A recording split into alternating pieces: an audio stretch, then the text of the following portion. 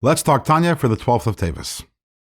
Yesterday we spoke about the tzaddik, the righteous person, and we spoke about two different levels in a tzaddik, the complete tzaddik, the incomplete tzaddik.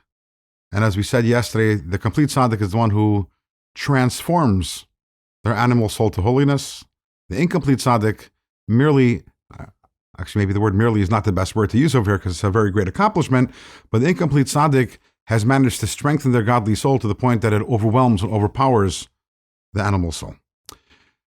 The complete tzaddik has no ego remaining because the animal soul is completely transformed. We cannot say the same about the incomplete tzaddik. So the complete tzaddik is a very, very rare individual. In the Zohar, Rabbi Silberberg says, "Ra'isi b'nei aliyah v'hemu atim." I've seen truly elevated people, which the Alter Rebbe and Tanya understands to mean the complete tzaddik, and they're very, very few. This is a person who is 100% completely godly soul. There's nothing left of the animal soul which hasn't been transformed to holiness. Whereas the incomplete tzaddik, because it's about overwhelming the animal soul, so there are many different levels in the incomplete tzaddik. How much of it overwhelmed the animal soul? To what extent? Again, the common denominator in every tzaddik, even the incomplete tzaddik, is that the nefesh habahamis, the animal soul, has been incapacitated, but still there are levels in terms of just how overwhelmed has the animal soul become. The perfect tzaddik, because the perfect tzaddik has no ego whatsoever, their service of God is completely egoless.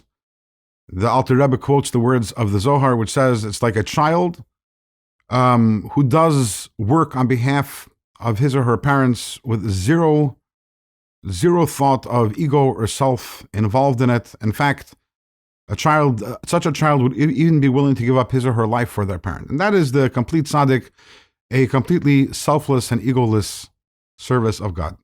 Now, some of you listening to this might be wondering, yay, that's great, but what does that have to do with me? I'm so far from that level. And what do I gain by hearing about the fact that there is such a person, a righteous individual, that is completely godly and has no ego left whatsoever? So we have to understand that since this is Tanya, and Tanya is the book of the struggler, the book of the Beinoni, although we didn't yet define what the Beinoni is. We're going to be talking about that at a later point. And yes, there isn't that expectation that every one of us is going to arrive at that level. In fact, as we just said, Rabbi Shimon Bar Yochai said that v'hemu atim, there are very few people who have the capability of reaching that level. But nevertheless, everything that it says in Tanya is a lesson for us. Even the tzaddik is also a lesson for us. The Rebbe writes, he cites from his father-in-law, the previous Rebbe, the Rebbe says that even the tzaddik that's written in the Tanya has a connection to the Beinoni, because otherwise the Alter Rebbe would not have included it in this book. Which means that although ultimately this level might be beyond us, but the idea of trying to create pockets within ourselves, pockets within our personality, pockets of time, where we try to serve God utterly selflessly is something which we should try to do.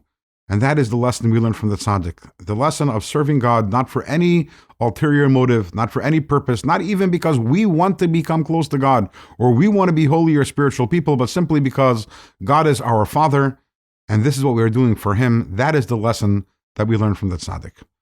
That is outcome number one, possible outcome number one in the struggle between the godly soul and the animal soul. Outcome number one is the tzaddik.